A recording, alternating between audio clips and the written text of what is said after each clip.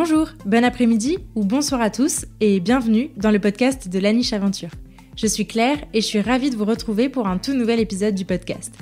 Dans la vie, je suis éducatrice comportementaliste canin et créatrice de contenu sur Internet et ma mission, c'est d'aider un maximum de monde à comprendre son chien.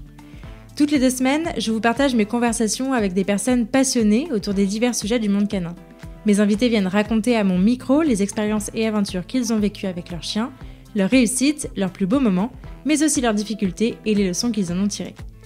Juste avant de lancer cet épisode, je vous invite, si ce n'est pas déjà fait, à me soutenir financièrement sur Tipeee si vous le souhaitez, ou plus simplement à vous abonner et à laisser 5 étoiles et un commentaire sympa sur l'émission dans votre appli de podcast préféré. Votre soutien m'aide énormément à faire connaître mon travail au plus grand nombre et je vous en remercie. Pour encore plus de découvertes, de conseils et d'inspiration, je vous invite aussi à vous abonner à ma newsletter en barre d'infos de cet épisode. Et je suis ravie de vous partager aujourd'hui ma conversation avec Audrey Henry. Audrey est pratiquante en shiatsu animalier et l'auteure du podcast Murmuréquin. Dans cette discussion, elle nous raconte son parcours avec Triga et comment elle a trouvé sa voie dans le shiatsu animalier. Pratique issue de la médecine traditionnelle chinoise, Audrey nous présente avec passion son métier, ses bienfaits, son potentiel et répond à toutes les questions qu'on peut se poser sur cette superbe approche. Alors que vous soyez déjà humain d'un chien ou que vous vous apprêtiez à le devenir, cet épisode est pour vous. Mais je ne vous en dis pas plus et je vous invite tout de suite à rejoindre ma conversation avec Audrey. Eh ben bonjour Audrey. Bonjour Claire. Tu vas bien ? Ça va très bien et toi ? Ça va, super, merci.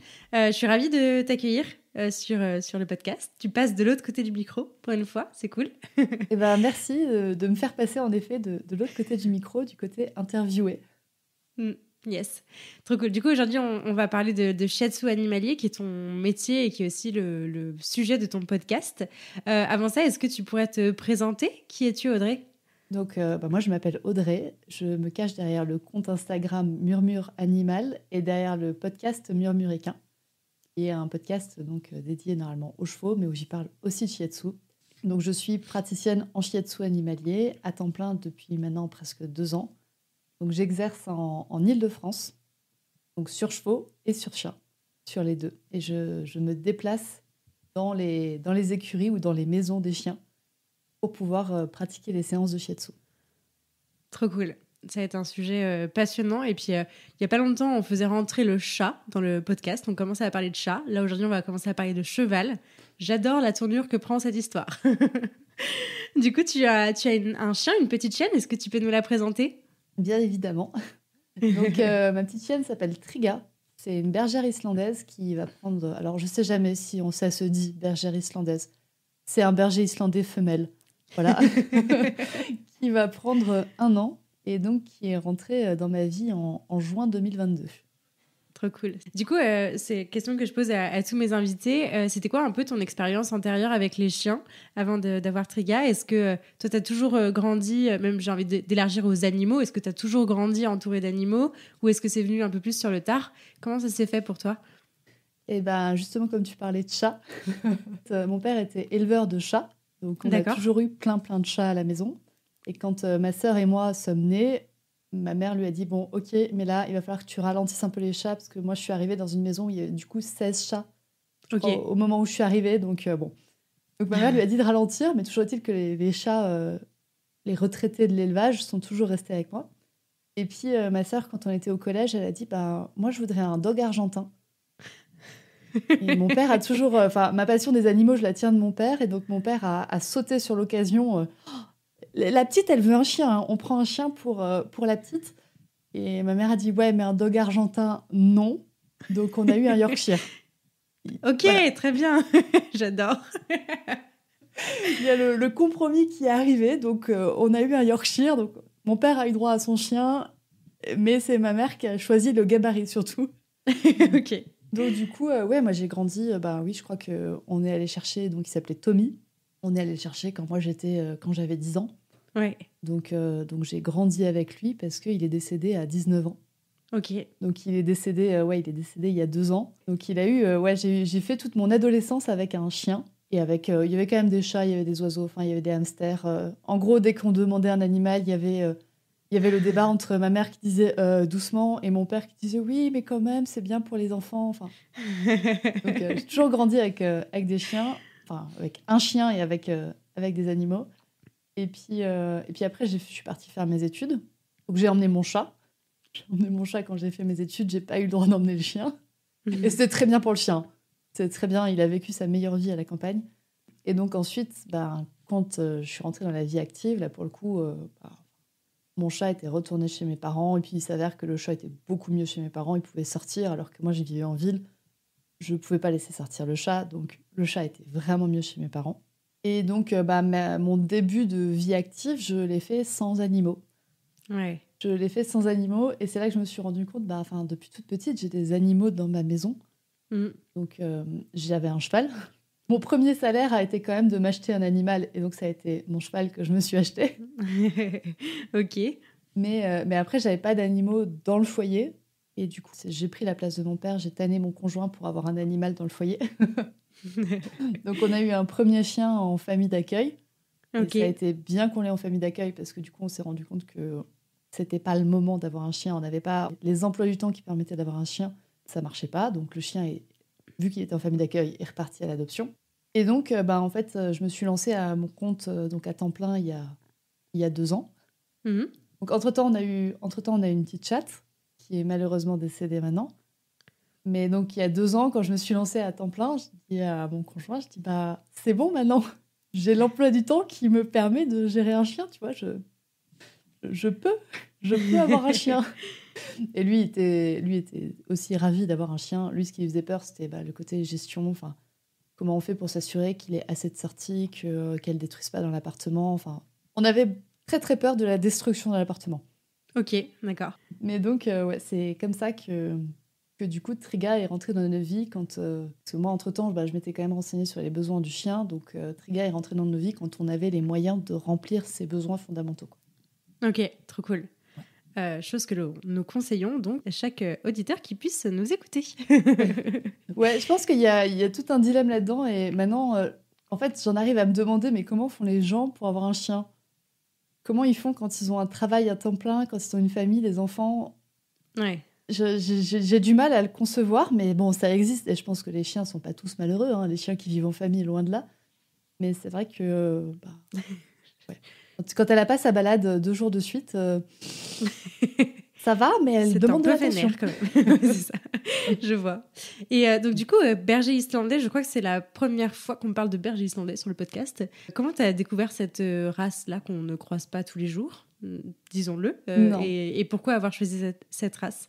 Alors, c'est vrai qu'on ne la rencontre pas du tout tous les jours. Je crois que j'avais regardé sur la centrale canine, il y a quelque chose comme 5000 bergers islandais dans le monde.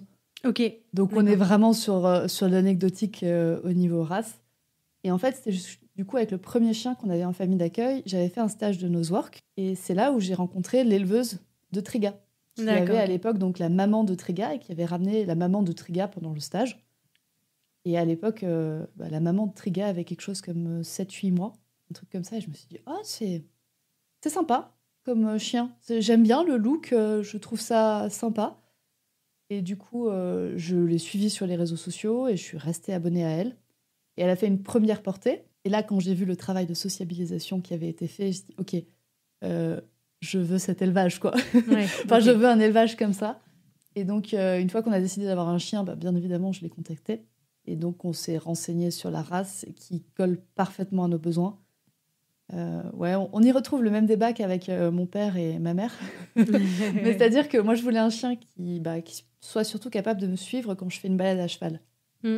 Moi, j'avais ça. Et mon conjoint voulait un chien pas trop grand. Il voulait avoir encore de la place dans le coffre de la voiture, qu'on puisse s'asseoir à 2 sur le canapé. Je vois. Et il avait totalement raison. Et du coup, en fait, le berger islandais, niveau caractère, colle complètement avec ce qu'on veut. C'est-à-dire que moi, ça me faisait peur aussi les races un peu trop velcro, comme le border collie ou le berger australien. Ça me faisait peur. Alors, ce seraient des races qui seraient adaptées pour les chevaux. Et du coup, le berger islandais, c'est un parfait mélange, j'ai envie de dire, entre le border collie et le beagle. Okay. C'est-à-dire que c'est proche de l'homme, mais pas trop quand même. Elle n'est pas non plus collée. Enfin, je peux sortir de la pièce sans qu'elle me suive. Ouais, je vois. Mais tout en ayant quand même en balade un rayon de suivi qui est constant. Du coup, on va parler un peu de ton parcours. Comment en es-tu arrivée à devenir praticienne en shiatsu animalier? Très bonne question. Moi, depuis toute petite, comme dit, j'ai grandi avec les animaux. J'ai toujours, aussi loin que mes parents se souviennent, je voulais être vétérinaire. Ouais. Le parcours, j'ai envie de dire classique, de la moitié des petites filles françaises, je pense, qui aiment les animaux. Je veux être vétérinaire. Au début, je voulais être ostéopathe, en fait. Je voulais être vétérinaire, et puis j'ai découvert le métier d'ostéopathe animalier. Je me suis dit, ostéopathe, ça peut être bien. Et à l'époque, on m'a dit, ouais, mais pour être ostéopathe, il faut d'abord être vétérinaire. Bon, ok, vétérinaire. Et je suis allée en classe prépa. Et là, en fait, je me suis rendu compte de deux choses. Déjà, niveau capacité intellectuelle, capacité de mémorisation pure et dure, c'était pas forcément mon point fort. Je suis pas nulle, mais j'étais pas forcément assez bonne pour rentrer en école de veto. C'était pas ton type d'apprentissage, en tout cas. Non, c'est ça. C'était pas l'apprentissage par cœur, puis trop de maths, trop de physique. Donc, et en plus de ça, pendant ma prépa, j'ai dû faire euthanasier mon premier chat. Et là, je me suis vraiment dit, en fait, si j'étais le vétérinaire en face, je l'aurais pas fait. Si j'étais le vétérinaire en face, j'aurais pas réussi d'avoir une jeune femme, une grande fille, une jeune femme, qui vient pour faire euthanasier son chat, alors que mon chat était affreux. C'est-à-dire qu'on est arrivé chez le vétérinaire et puis d'un coup, il a repris vie. L'effet du stress chez le vétérinaire, il a repris vie. Et je me suis dit, mais en fait, je l'euthanasiais pas et ça servait à rien. J'avais pas envie d'euthanasier des chats. Et des chiens et des chevaux. J'avais pas envie d'euthanasier des animaux.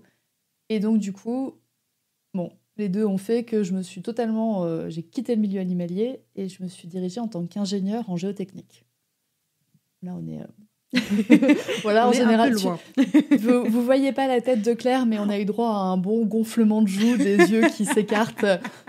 Zone blanche. Réaction typique des gens. Non, ingénieur en géotechnique, c'est tout ce qui est interaction entre le sol et les constructions humaines. Oui.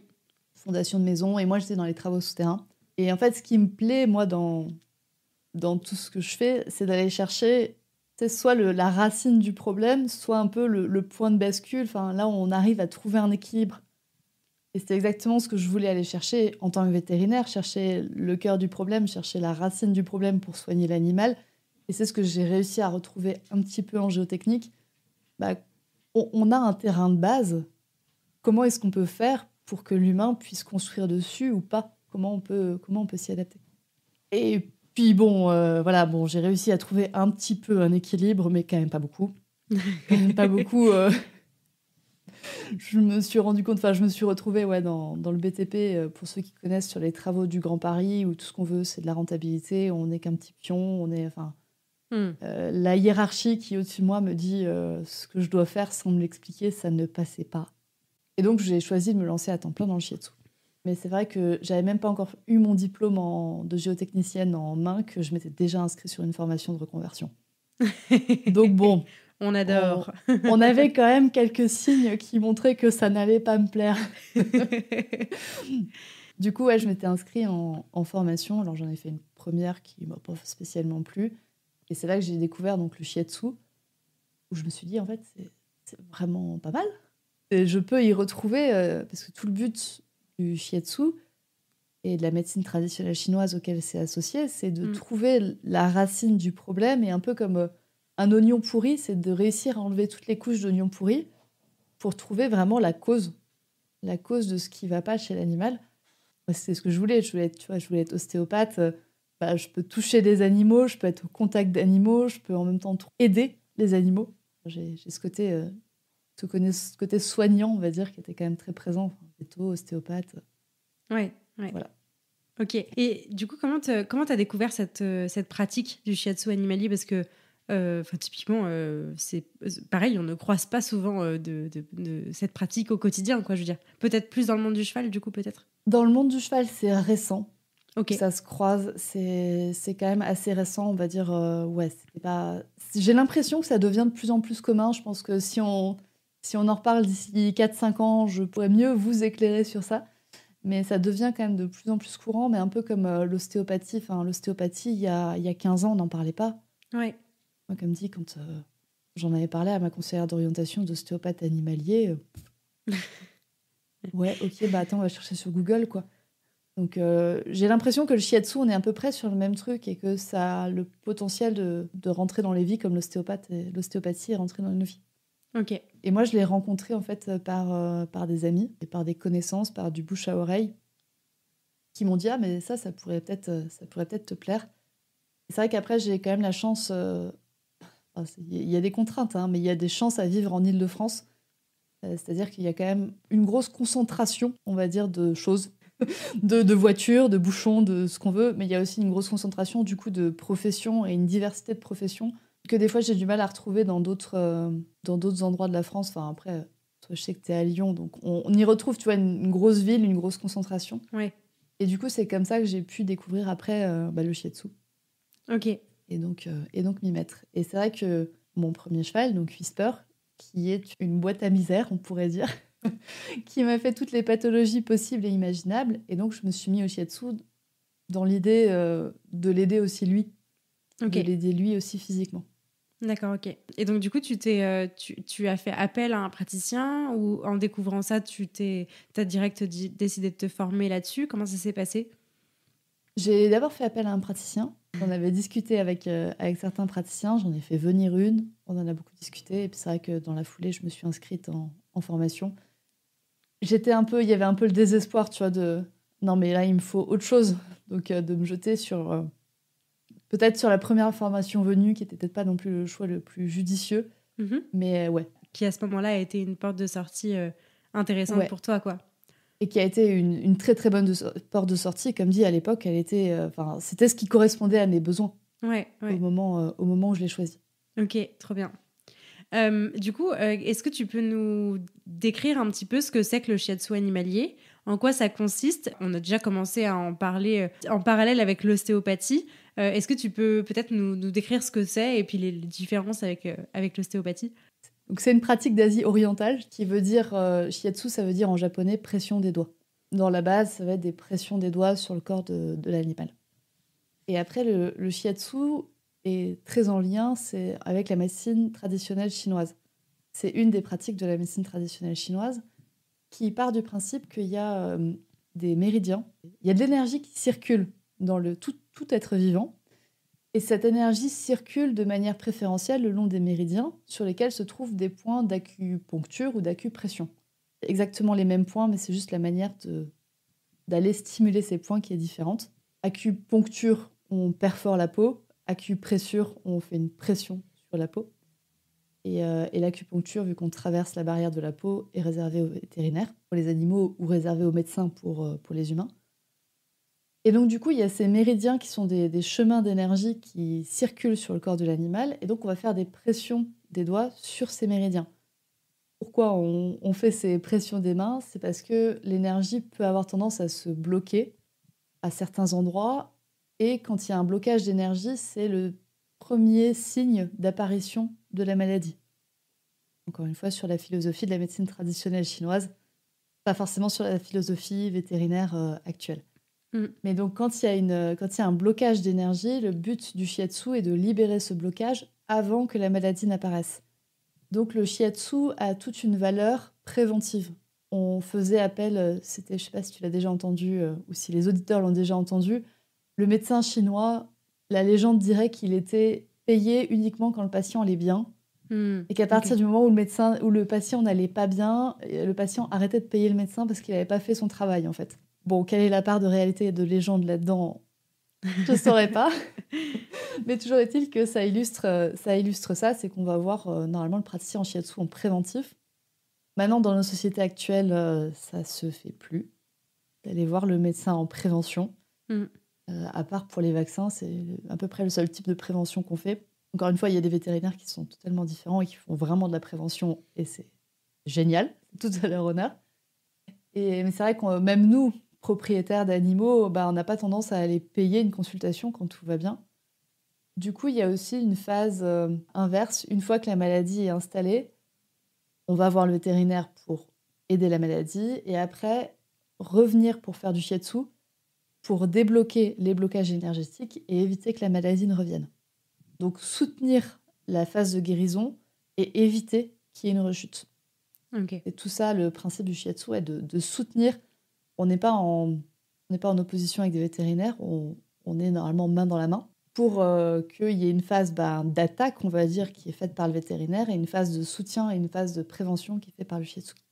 Et donc, les différences entre ostéopathe et praticien en shiatsu, donc praticien en shiatsu, on agit sur de l'énergie. On agit aussi pas mal sur tout ce qui est système circulatoire, donc circulation lymphatique, circulation sanguine, légèrement détente musculaire, mais ça va pas forcément être le cœur de métier d'un praticien en shiatsu. Tandis que l'ostéopathe va avoir des très bonnes compétences sur tout ce qui est articulaire, plus dur, on va dire, articulaire, musculaire, tendineux. Et après, sur l'aspect viscéral, là aussi, en shiatsu, sur l'aspect traitement, on va dire, des organes, du foie, de la rate, du rein, on va aussi avoir une action parce que tous les méridiens et les points d'acupuncture sont en lien avec des organes. C'est vrai que maintenant, on rencontre des ostéopathes qui font aussi du travail viscéral, qui vont aussi avoir un impact, un effet sur les organes mous, sur les tissus plus mous. Et là, ça peut être un très gros intérêt du shiatsu, c'est de travailler main dans la main avec l'ostéopathe. Que l'ostéopathe aille lever les blocages plus physiques, notamment par les fascias, et que le shiatsu aille lever les blocages énergétiques. Hyper intéressant. Ce que j'entends, c'est que le shiatsu, on peut plus le mettre en comparaison peut-être avec l'acupuncture, qui serait dans le même esprit, on va dire, que l'ostéo, qui est quand même assez différent. C'est un peu une troisième discipline. Oui, c'est ça. Acupuncture et shiatsu, on est sur les mêmes à peu près stimulations. Ouais. Après, la différence entre acupuncture et shiatsu, on l'a vu, la différence, c'est sur la perforation de la peau ou pas. Ouais. Et après, du coup, le shiatsu, on va quand même avoir une action sur tout le corps de l'animal. Alors que l'acupuncture, par les aiguilles, on est très très précis. Et on peut aller plus profond aussi, forcément. En enfonçant une aiguille de 3 cm dans le corps, on va plus profond que moi qui vais m'enfoncer de 3 mm sur la peau. Donc on peut avoir une action plus profonde et plus sur des cas aigus pour l'acupuncture. Alors que le shiatsu peut être très utile sur des cas plus généraux, on va dire. On va moins en profondeur, mais on stimule tout le corps de l'animal. Là où l'acupuncture va plus en profondeur, mais va stimuler une quinzaine de points. Voilà. Ok, ça marche. Et du coup, quand est-ce qu'on fait appel à un praticien ? Est-ce qu'il y a un parcours, entre guillemets, dans la pathologie ou dans le parcours médical de l'individu, qu'il soit humain ou animal ? J'ai envie de dire, parce que c'est un peu la même chose, j'imagine. Quand est-ce qu'on fait appel à un praticien ? Et pour quelle problématique, typiquement ? Alors, tu as raison, on peut vraiment faire le parallèle entre humains et animaux. Hein. La première étape, tu as pris le parcours, on va dire, la première étape, ça reste quand même le vétérinaire. Ouais. Moi, en tant que praticienne en shiatsu, j'ai besoin d'un diagnostic. J'ai besoin d'un diagnostic, j'ai besoin de travailler dessus, j'ai besoin de savoir aussi quel organe est impacté. On a un ressenti énergétique, mais on va avoir besoin de certaines informations. S'il y a un problème sur le rein, est-ce que c'est une insuffisance du rein ? Est-ce qu'il y a une tumeur sur le rein ? Je prends juste cet exemple, tu vois, mais c'est des choses qu'on... Tu peux pas travailler à l'aveugle complètement, quoi. C'est ça. Nous, on va sentir un déséquilibre au niveau du rein, mais on est incapable de... J'adorerais avoir des rayons X au bout des doigts, mais je les ai pas. Donc on a besoin de ce diagnostic. Et donc après, c'est ce que je te disais sur les différences sur les tissus sur lesquels on agit. C'est-à-dire qu'en shiatsu, on a une très bonne capacité d'action sur tout ce qui est tissu mou, plutôt. Et sur tout ce qui est problème, surtout, moi, je trouve, les problèmes hormonaux. Et aussi sur des problèmes assez globaux qui peuvent impacter beaucoup d'aspects de l'individu. Notamment, je pense au chien qui vieillit, au chien vieillissant, ou au chien qui a eu un gros accident, et donc qui a eu des impacts autant internes que externes. Là, sur le shiatsu, on peut vraiment avoir des bons effets. Moi, j'adore le shiatsu sur l'arthrose, typiquement. Je pense que je pourrais faire énormément de cas d'arthrose, mais on est exactement sur ça. On est sur un corps, en fait, qui vieillit, et des fois qui vieillit plus tôt que prévu.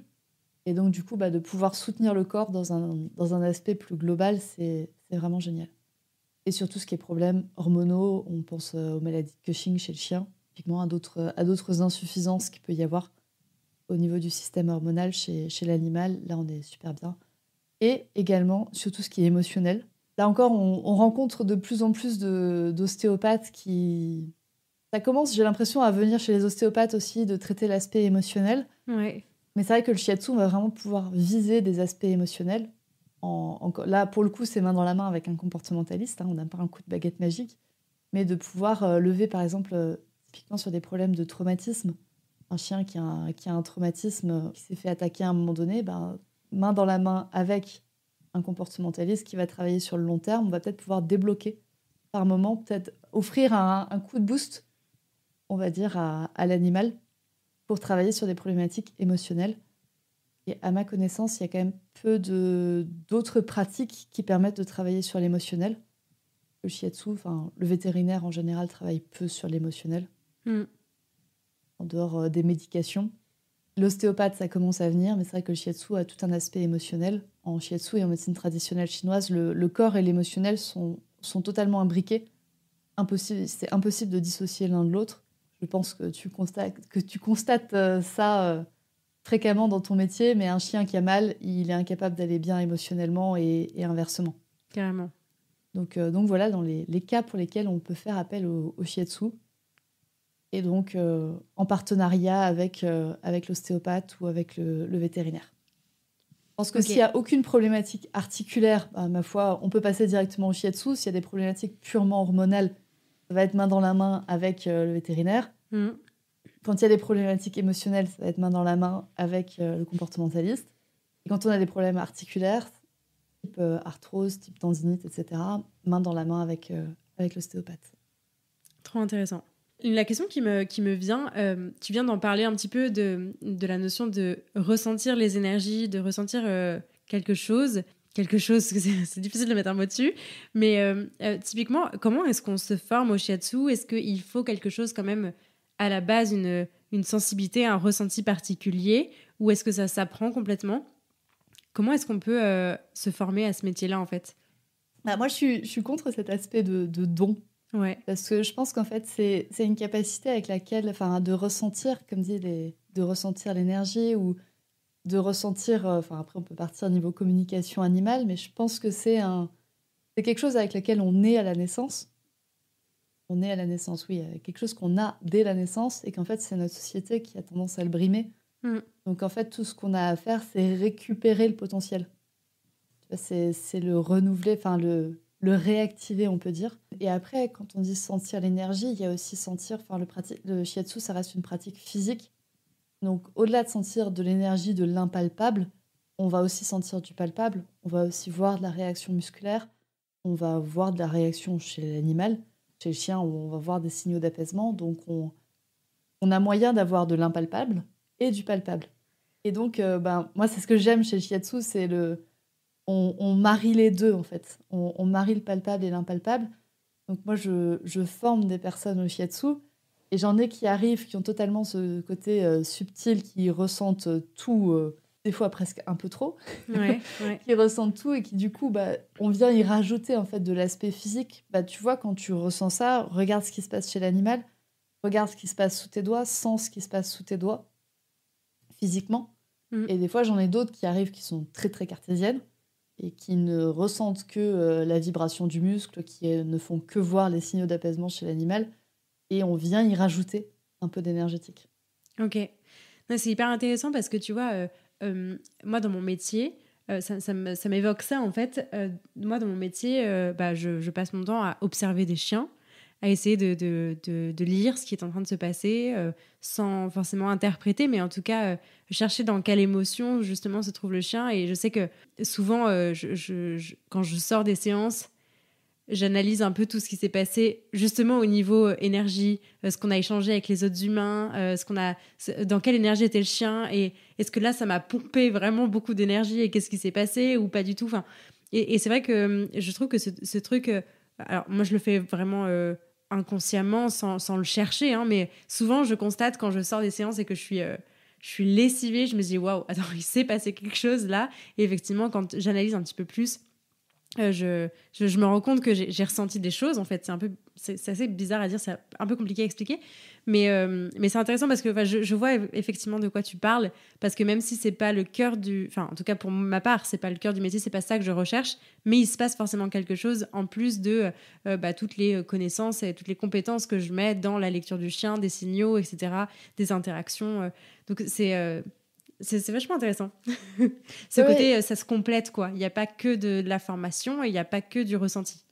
Non, c'est ça, c'est vraiment compléter et puis avoir les deux. ça peut être le cas de ton animal est malade.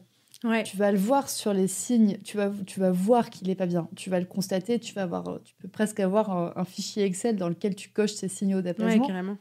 Mais qu'est-ce qui te fait dire, ok, non, là, il faut qu'on aille chez le véto. Là, absolument, maintenant. C'est ce côté après impalpable, ou après, ça peut être des gens... moi, j'adore le voir aussi chez des gens qui promènent des chiens qui ont une tendance à la réactivité. Ils vont passer 3-4 virages. C'est le fameux virage où il y a potentiellement un chien qui risque de venir ou un humain qui risque de venir de l'autre côté. Ils vont passer 4-5 virages. Rien. Il va rien se passer. Mais le virage où il y aura un humain, même l'autre humain va le sentir. Ils vont se redresser, ils vont se crisper. Donc il y a cette communication qui existe, qu'il faut juste après réussir à révéler. Ça peut aussi être le moment où tu te dis je sais pas, j'ai pas envie de partir en balade, j'ai pas envie de partir par ici. Ouais, bon, allez, tous les jeudis, de toute façon, je vais dans cette forêt, donc j'y vais. Et ça va être la fois où tu vas croiser un groupe de chiens que tu n'avais pas envie de croiser. Tu n'avais pas envie de croiser, ou tu vas croiser l'humain que tu n'avais pas envie de croiser. Et tu vas dire, putain, j'aurais dû m'écouter. Donc c'est tout ça, c'est du palpable, de l'impalpable. Et moi, c'est ce que j'aime, c'est marier les deux, en fait. J'arriverai pas, tu vois, à me passer maintenant des signaux d'apaisement, mais comme j'arriverai pas à me passer du côté communication subtile avec mes animaux. Ouais.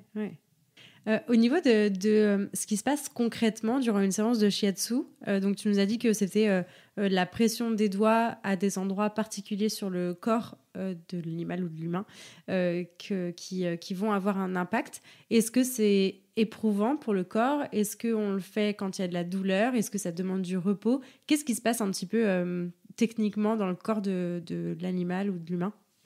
Petite anecdote, mais c'est vrai que les chiens, au début je faisais quasiment que des chevaux, et puis quand je me suis mis aux chiens, ils m'ont vraiment appris à lâcher prise. Parce que concrètement, en fait, je vais chez l'animal, et moi j'aime pas, tu vois, le côté où on garde l'animal statique, on le garde debout, etc. Donc j'ai toujours les chiens qui finissent par se coucher, par se rouler. Donc ça me fait faire des pressions dans des sens assez incongrus, on va dire. Et après, concrètement, il y a quand même une réactivation, notamment de la circulation lymphatique, de la circulation sanguine. Ouais. On va travailler consciemment ou inconsciemment sur des muscles, sur des fascias. Donc ça peut être pour moi comme quand on sort d'une séance d'ostéopathie. Selon la séance, ça va demander du repos, ou enfin un repos actif quand même. Quand je parle de repos, notamment chez le chien, c'est ne gardez pas le chien enfermé pendant 48 heures. Non, on continue les activités. Mais justement, tu vois, on va éviter les coins à balade où on risque de croiser le chien qu'on n'a pas envie de croiser. Et c'est surtout l'important de laisser l'animal se réapproprier un peu ce qui s'est passé dans son corps, et donc de pas trop le forcer. Typiquement, une séance d'agility où les chiens, enfin en général les chiens en agility ont vraiment envie de faire plaisir. Donc ils vont sauter, même parce qu'on lui demande de sauter parce qu'il sait qu'il faut sauter, et sans forcément avoir pris le temps de juger totalement l'obstacle. Donc du coup, moi je recommande 48 heures de temps de repos, et laisser l'animal faire comme il veut sans être forcé aussi par l'humain par son plaisir, par son envie de faire plaisir à l'humain, on va dire. Ok. Et après, comme une séance d'ostéopathie, il y a des séances qui sont des fois un peu plus fortes que d'autres. Et surtout, je trouve les premières séances. Après la première séance, je pense que c'est vraiment important de laisser 48-72 heures à l'animal tranquille. Après, une fois qu'on a l'habitude, une fois qu'on vient régulièrement, qu'on a un cycle avec l'animal, ma foi, oui, les 24 heures, ça suffit, quoi. Ok. Quand tu parles de première séance ou d'habitude d'avoir des séances de shiatsu, est-ce que tu nous as dit que c'était plutôt dans un rôle préventif ou de soutien à quelque chose? Est-ce que tu recommandes de faire plusieurs séances par an? Est-ce que tu recommandes d'en faire en prévention quand tout va bien, ou de consulter du coup après, je sais pas, une hospitalisation, une opération, un choc, un accident, etc. Comment tu vois les choses? Les trois, j'ai envie de dire. Okay. Non, mais traditionnellement, c'est vrai que le shiatsu était pratiqué au moins à chaque changement de saison, donc 4 fois par an. D'accord. 4 ou 5 fois par an. Nos vies d'humains sont ce qu'elles sont. On n'a pas forcément les moyens de se payer 4-5 séances par an. Même l'ostéopathe, voilà. Il n'y a pas de mal à ça, je comprends totalement. Moi, j'aime bien, avec mes clients, avoir quand même une espèce de régularité. C'est-à-dire qu'on fixe ensemble ce qui peut être bon pour l'animal et ce qui est bon aussi pour le portefeuille de l'humain. Ouais. Mais j'aime bien avoir quand même une régularité. Donc l'idéal étant 4 fois par an. Si c'est 3, si c'est 2, si c'est 1 fois par an, c'est quand même bien. Et après, selon justement le cas de l'animal, typiquement, je pense, tu vois, après une hospitalisation, après un traumatisme, après un gros choc, ça peut valoir le coup de faire 2-3 séances, par exemple à une séance toutes les 6 semaines, et après on réespace. Voilà, quand il y a besoin, on fait du shiatsu, et si vous voulez le faire en préventif, eh ben, le mieux c'est d'en discuter avec le praticien en shiatsu. Vu qu'on est en préventif et vu qu'on est sur les saisons, il y a peut-être une saison qui va être plus adaptée pour l'animal. Un chien arthrosique, en général en hiver, c'est plus compliqué qu'en été. Encore que ça peut être l'inverse. Hein. Je prends un exemple général, mais en général, l'hiver, quand il fait froid, quand il fait humide, c'est quand même plus compliqué. Ouais. Donc, on va pouvoir fixer la séance. Tu vois, si on fixe que 2 séances par an, bah, on va faire automne-hiver. Okay. On va faire la période avant, on va pouvoir préparer, et la période pendant, où ça va être plus dur, et on va pouvoir soutenir l'animal. Ok. Je crois que dans les questions qu'on te pose régulièrement, il y a est-ce que ça peut être nocif? Est-ce que ça peut faire plus de mal que de bien? Est-ce que ça peut aggraver des symptômes? Je pense que c'est important aussi de questionner ce point, parce que c'est légitime de se poser la question. Totalement. Ouais, c'est vrai que c'est une question que j'ai souvent, parce qu'il y a cette croyance qu'après, ça va s'aggraver, il va y avoir une crise de guérison. C'est un terme qu'on entend souvent, notamment dans les médecines alternatives. Ok. Ouais, en phytothérapie, on peut aussi en entendre parler, où les symptômes s'aggravent pour après trouver un état d'équilibre.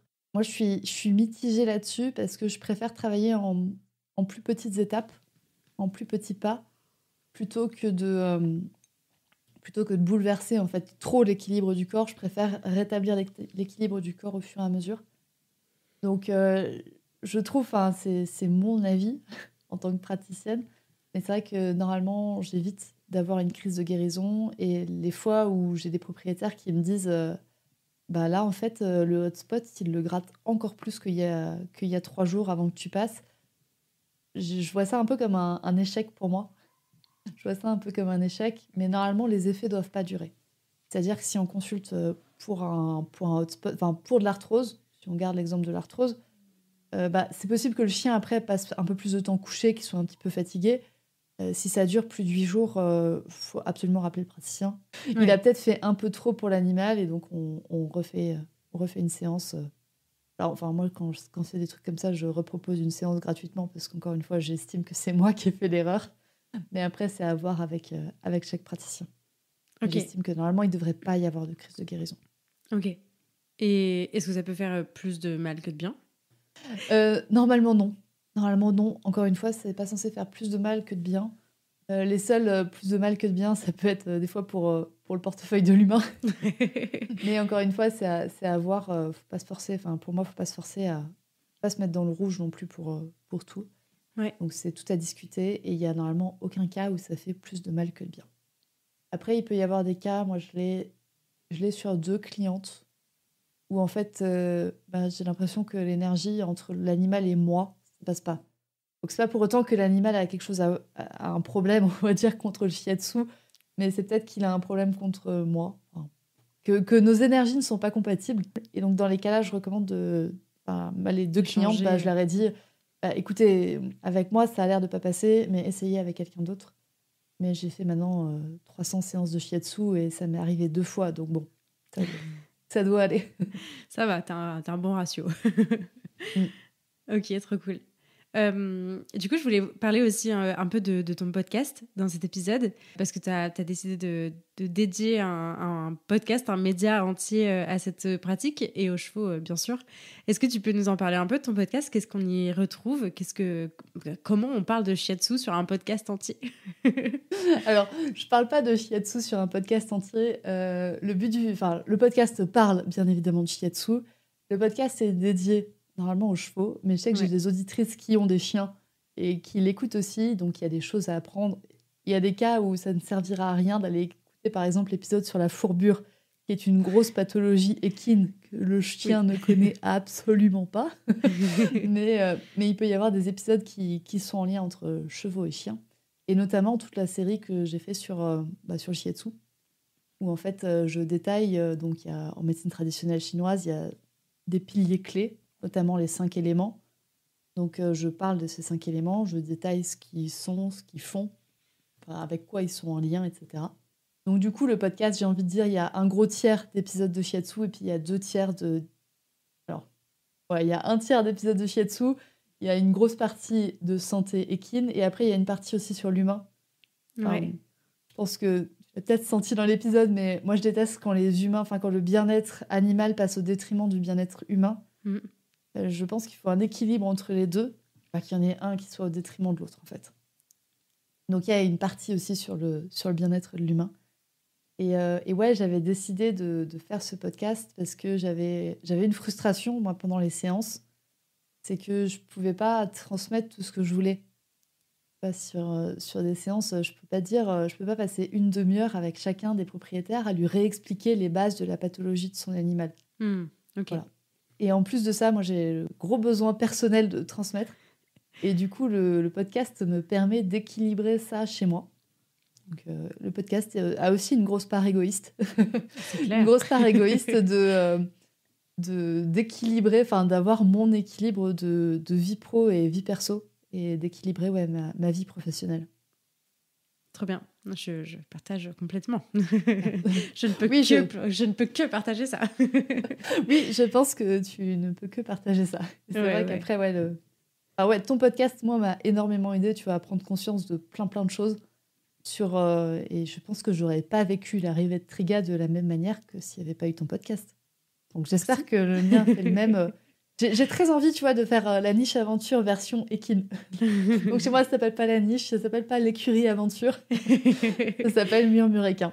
Trop cool. Non, c'est trop chouette. Et je trouve ça cool qu'on puisse faire communiquer comme ça deux mondes sur un point qui se relie. Et je suis trop contente. Et bah, merci de ces retours parce que c'est trop chouette. J'aime trop quand on me dit que mon podcast a pu aider. Moi, j'ai jamais l'impression que je peux aider qui que ce soit, mais en vrai, c'est souvent les retours que j'ai, donc ça fait trop plaisir. Merci beaucoup. Ouais, moi, j'avoue que ma grosse fierté avec les podcasts, c'est quand on vient m'écrire et qu'on me dit, bah en fait, du coup, j'ai contacté mon vétérinaire et on a fait les analyses qu'il fallait et en fait, grâce à ton podcast, je me suis rendu compte que mon cheval, parce qu'en l'occurrence, c'est plus des propriétaires de chevaux, que mon cheval souffrait de ceci ou de cela, et maintenant on le traite, et après il va mieux. Oh, j'ai réussi. C'est trop cool. Ouais, c'est trop chouette. Trop bien. Dans la partie conseil, peut-être, est-ce qu'on pourrait rajouter quelque chose ? Le conseil que je pourrais donner, on l'a déjà abordé un petit peu, mais c'est que les besoins fondamentaux de l'animal soient remplis. Ouais. Et je pense que si les besoins fondamentaux de l'animal sont remplis, et aussi par besoins fondamentaux, je pense à l'équilibre de la nutrition. Ouais. Je pense si l'environnement et la nutrition étaient déjà réglés chez la plupart de nos animaux, je pense qu'on aurait beaucoup moins de problèmes de santé. Et je pense que mon métier existerait beaucoup moins. Mais ouais, je pense qu'il y aurait énormément à régler sur la partie environnement et sur la partie alimentation. Et c'est ça que j'essaie de faire moi aussi avec mes clients, c'est que de les sensibiliser à la partie environnement, que c'est bien gentil de... Tu vois, pour un chien qui a fait une tendinite ou pour un chien qui fait de l'arthrose, en fait, il faut quand même les faire bouger. S'il ne bouge pas, vous aurez beau lui donner tous les compléments alimentaires, lui faire 4 séances d'ostéopathie et 5 séances de shiatsu par an. On va mettre la cerise sur le gâteau, on va mettre le glaçage sur le gâteau, mais il vous manquera le gâteau. Donc c'est vrai que le conseil que je pourrais donner, c'est très bien le shiatsu, faites appel aux praticiens en shiatsu, etc. C'est mon moment pub. mais surtout... mettez votre argent là où le poste de dépense sera le plus intéressant, là où il vous rapportera le plus, on va dire. C'est exactement ça, c'est là où ça vous rapportera le plus à long terme, donc de gérer l'environnement, etc.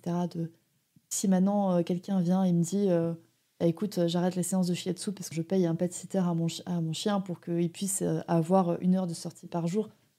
Mais oui, oui, tu as mis ton argent au bon endroit.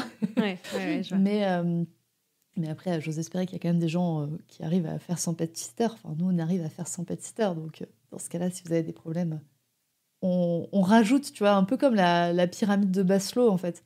Ah, il y a des besoins fondamentaux et puis après, on rajoute par-dessus.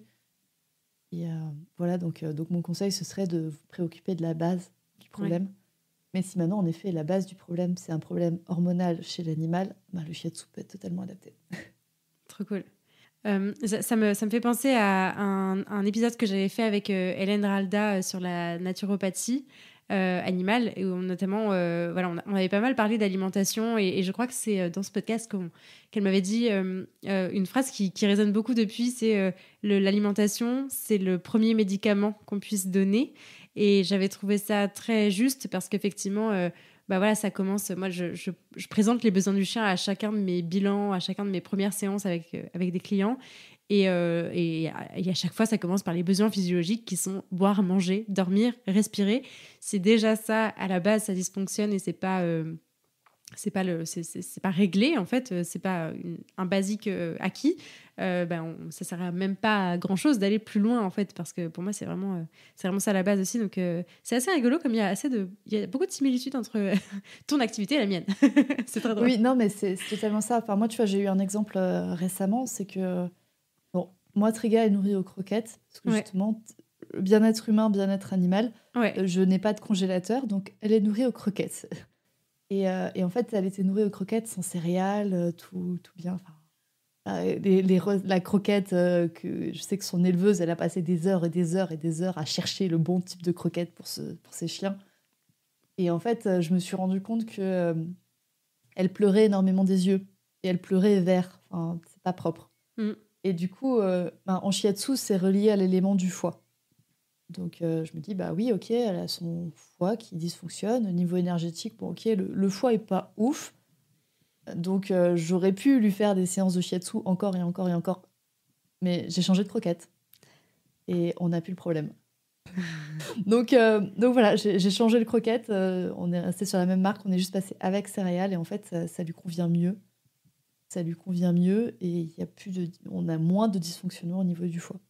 Donc, encore une fois, j'aurais pu lui faire des séances de shiatsu tous les mois si je voulais. Si je règle pas le problème à la base. Et c'est vraiment ça. Enfin, je disais au début, je veux régler le problème à la base. Ouais, c'est ça. Ouais. Et si à la base, l'alimentation, enfin comme tu dis, boire, manger, dormir, si déjà ça, c'est réglé, ça peut être déjà un très très bon point. Carrément. Qu'est-ce que ça a changé à ta vie d'avoir un chien et qu'est-ce qu'elle t'apporte au quotidien ? Est-ce que ça a changé ? Enfin, comme dit, moi, j'arrive pas à concevoir ma vie sans un animal dans mon foyer. Ouais. Donc ça a équilibré ma vie à moi. Et après, c'est quand même génial d'avoir... Enfin, moi, je travaille quand même beaucoup seule. Enfin, je suis seule. Ok, je suis avec mes clientes, mais grosso modo, je suis seule. Maintenant, je suis plus seule. Maintenant, je suis plus seule. J'ai un petit chien qui est couché à côté de moi, là, là, elle pionce ses verres. Donc là, elle n'est pas vraiment d'une grande aide. Mais c'est vrai que j'ai une présence, en fait, avec moi. Et après, j'ai perdu du poids. Depuis que j'ai mon chien. On va marcher.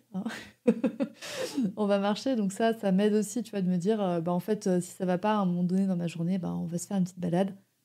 Je me dis, je le fais pour ma chienne. Et en fait, c'est moi que ça aide. Ouais, donc, clairement. Totalement ça. La fameuse addiction aux balades. Donc et puis après, c'est que moi, j'adore l'éducation. Enfin, j'adore apprendre aux animaux. J'adore l'éducation. Voilà, j'adore l'éducation. Et donc, c'est vrai que j'avais envie, en fait, en reprenant aussi un animal jeune, de me dire, c'est moi qui vais avoir fait toute l'éducation. C'est moi qui vais avoir fait toute l'éducation. Et j'avais envie de me replonger dans ce défi éducatif, d'avoir un animal avec un bon départ dans la vie, quand même. Oui. C'était un point pour moi d'avoir un bon départ dans la vie, mais qu'après, ce que je rajoute, je peux recréer un lien avec l'animal. Et j'adore, en fait, le fait de pouvoir compléter, en fait. Enfin, moi, c'est impressionnant ce que j'apprends sur ma chienne, à quel point ça m'aide sur les chevaux. Il y a des points de réflexion que j'ai comme ça, où je me dis, ouais, mais en fait, tu fais ça avec ta chienne, c'est totalement logique. Pourquoi tu fais pas ça avec les chevaux ? Ou inversement, des fois aussi. Donc, ça apporte un peu la pièce de puzzle, tu vois, qui manquait dans le puzzle. En soi, ça n'a pas... je pourrais pas dire... Enfin, si, ça a révolutionné ma vie. Si, ça a vraiment complété ma vie. J'étais en train de me dire, non, ça n'a pas bouleversé ma vie à ce point-là. Non, mais Audrey, rappelle-toi quand elle avait 3 mois. Si, ça a bouleversé ta vie. Donc, oui. Le puppy blues est passé par là. Non, justement, grâce à ton épisode que tu avais fait sur le puppy blues, non. Grâce à toi, je m'étais fait accompagner et je me suis dit non, mais ça va te servir autant d'un point de vue éducation que d'un point de vue support mental. Et du coup, non, je n'ai pas vraiment fait de puppy blues. Mais j'étais bien fatiguée de devoir sortir tous les matins à 6h du matin. Trop cool. Ça, c'est une question perso, mais du coup, t'as pas eu envie de devenir comportementaliste équin en parallèle? Ça a fait partie de tes projets ou... Non. Non, okay. Ça ne fait pas partie de mes projets. Alors, je sais pas comment... Enfin, j'ai des idées de commencer au niveau canin. Au niveau équin, on a un conflit d'intérêts, dirons-nous, okay. entre les comportementalistes et les moniteurs. C'est-à-dire que moniteur, c'est un métier réglementé qu'on n'a pas... Enfin, qu'il n'y a pas dans le chien, en fait. Il n'y a pas de moniteur d'agility. Bah c'est des moniteurs de club canin, quoi. Oui, mais en soi, tout le monde peut se dire moniteur de club canin. Ouais. Il y a des diplômes à passer, mais il n'y a pas une formation, il n'y a pas une grosse formation. Ouais. Et nous, on a quand même le gros problème là, avec... les moniteurs, en fait, sont contre. Normalement, un comportementaliste ne règle pas de problème monté pour le cheval, parce qu'il n'y a pas chez le chien. Il n'y a pas vraiment le sport. Le sport est le sport du chien, mais pas vraiment le sport de l'humain. Et du coup, il y a il y a ce dilemme entre monter à cheval. Enfin, qu'est-ce qui est de l'équitation? Qu'est-ce qui est de l'éducation? Bah, la ligne, elle est intraçable, en fait. Tu peux pas dire, alors ça, c'est de l'équitation, ça, c'est de l'éducation. Donc la ligne, elle est ultra floue. Et du coup, la législation aussi. Mais du coup, les attaques sont fortes. Ouais, non, mais je te posais la question sur le métier de comportementaliste équin parce que justement, il y a effectivement ce gros gap avec moniteur qui n'a rien à voir.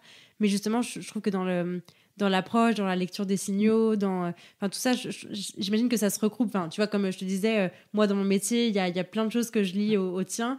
Et je me dis que ça peut être hyper complémentaire aussi d'avoir ce volet spécialisé en comportement équin pour pouvoir les traiter en shiatsu, par exemple. Tu vois, ça pourrait être un truc complémentaire.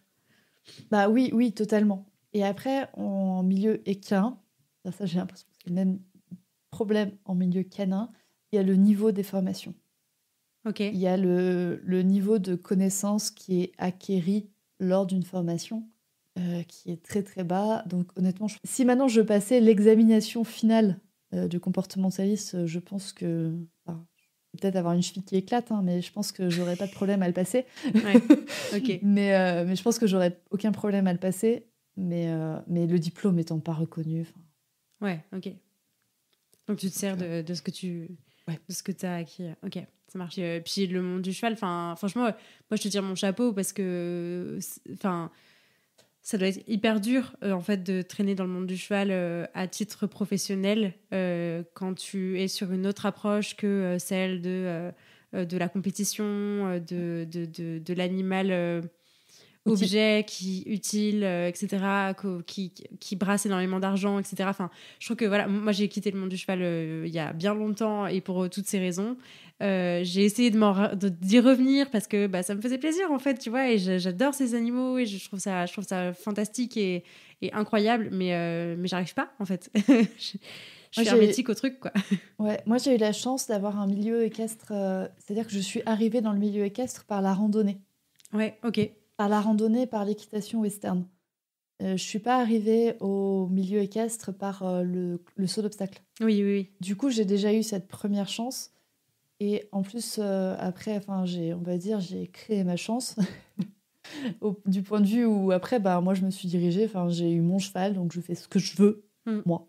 Pas ce que les autres veulent. Et après, d'un point de vue professionnel, là, ça a été... J'ai des clientes de rêve. Ok, trop bien. J'ai des clientes, mais de rêve, d'un point de vue équestre. J'ai personne qui me dit voilà, mon cheval, il saute 120 cm, je voudrais qu'il saute 130, ça bloque à 130. J'ai personne qui vient me chercher sur ça. Je pense que j'ai fait une bonne étude de client idéal et que j'ai bien communiqué avec ma clientèle idéale. Et donc, du coup, j'ai des clientes idéales. C'est-à-dire que moi, j'ai des jeunes filles, mais je meurs, en fait. J'ai des jeunes filles de 14 ans qui m'appellent en me disant, en fait, je viens de récupérer mon poney, il est à la retraite de son club, donc je viens de récupérer mon vieux poney de 20 ans et je l'ai mis au pré et maintenant il vit au pré avec des copains, je le nourris à base de fourrage parce que le fourrage, c'est ce qui est essentiel pour les chevaux, pas les compléments. Et je le nourris à base de fourrage. Il a des copains, donc je remplis ses besoins essentiels et je voudrais je voudrais faire intervenir le praticien en shiatsu parce que je sens qu'il y a des trucs à débloquer. Je pleurer.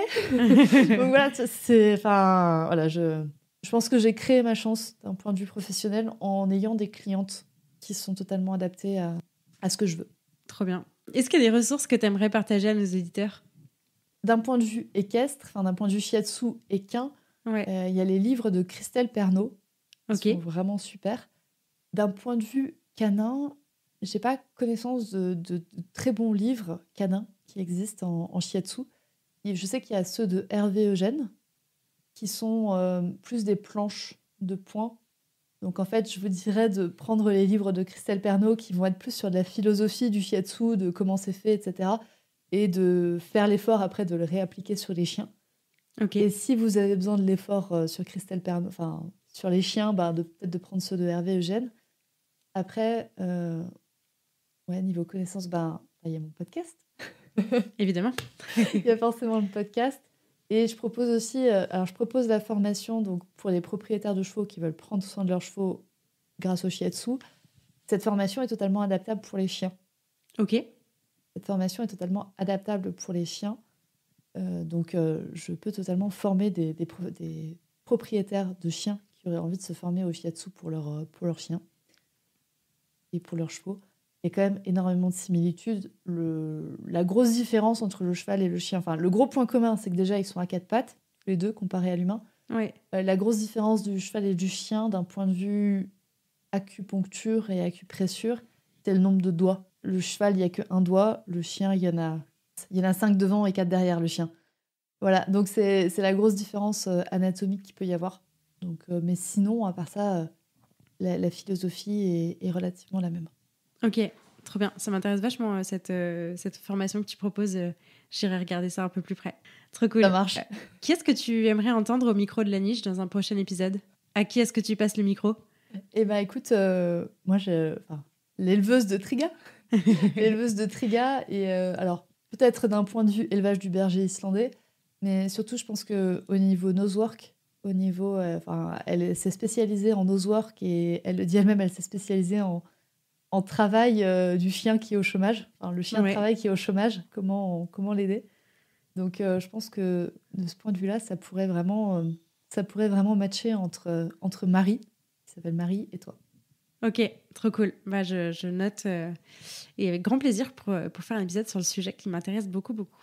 Trop cool. Où est-ce qu'on peut rediriger les auditeurs qui souhaiteraient suivre ton travail et découvrir ton travail ?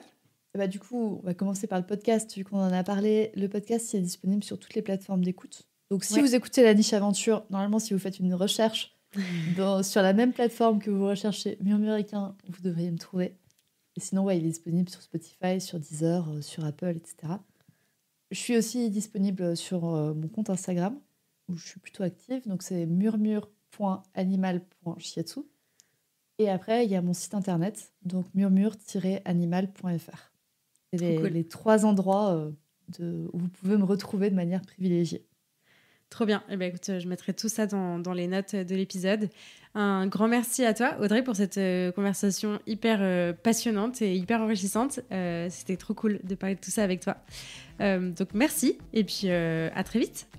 Merci beaucoup à toi de m'avoir invitée et je serai ravie d'écouter tous les épisodes suivants que tu vas nous sortir. Merci. Salut. Salut. Merci beaucoup de vous être rejoints à ma conversation avec Audrey et de l'avoir écouté jusqu'au bout. J'espère que ce nouvel épisode vous a plu et si c'est le cas, je vous invite à en parler autour de vous et à le partager sur les réseaux sociaux en nous taguant @murmure.animal.shiatsu et @lanicheaventure. Pour enrichir votre écoute, ne rien rater des prochaines sorties et pourquoi pas vous faire accompagner dans l'éducation de votre chien, n'hésitez pas à visiter mon site, à soutenir mon travail sur Tipeee, à vous abonner à la newsletter et à me rejoindre sur les réseaux sociaux. D'ici là, prenez soin d'eux, prenez soin de vous et je vous dis à la prochaine!